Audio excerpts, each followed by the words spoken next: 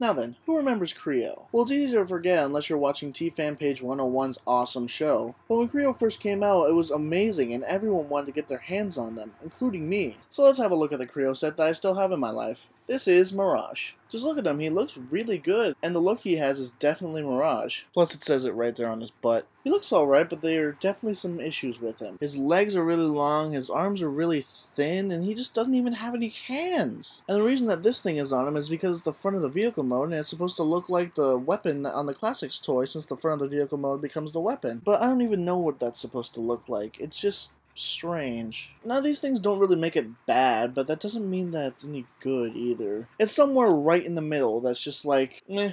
But for basically a figure that's made out of Lego bricks, it's pretty damn cool. Check it out, the arms go out like that, you got a nice elbow joint right there. Got some ball joints up here at the hips, I guess? Like, are these knees or are these his hip joints? It's just, I don't know. It's like those old men that you see wearing their pants up to their belly buttons. You dang kids, get off my property! And then these feet have some ball joints down here as well, but this right here is just all a big piece, essentially. These bits ain't going anywhere. Ball appears on ball joints too, very nice. But if you're not careful with it, it might just straight up come off. Like I said, that's what you get from having a toy made of Lego bricks. Now, the thing about Kre-O was, you basically had to tear the whole thing apart and just rebuild it into a different configuration. But I'm not going to do that because I just don't want to. It's just so much work. So I'm just going to show you a picture of the alt mode.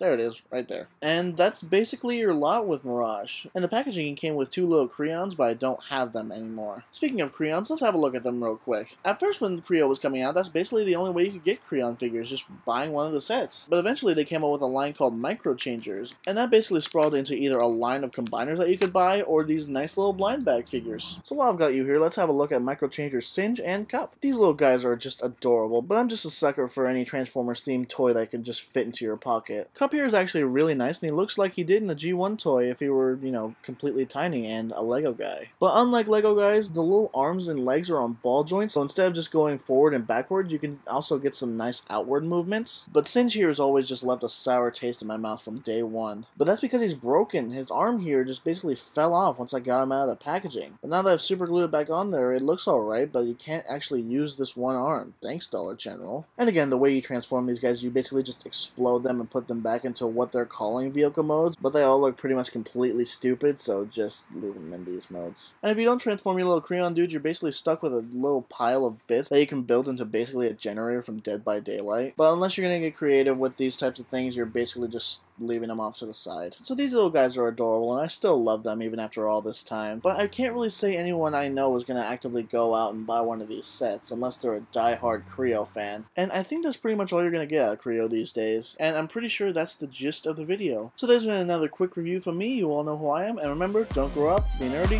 not boring. Catch you later.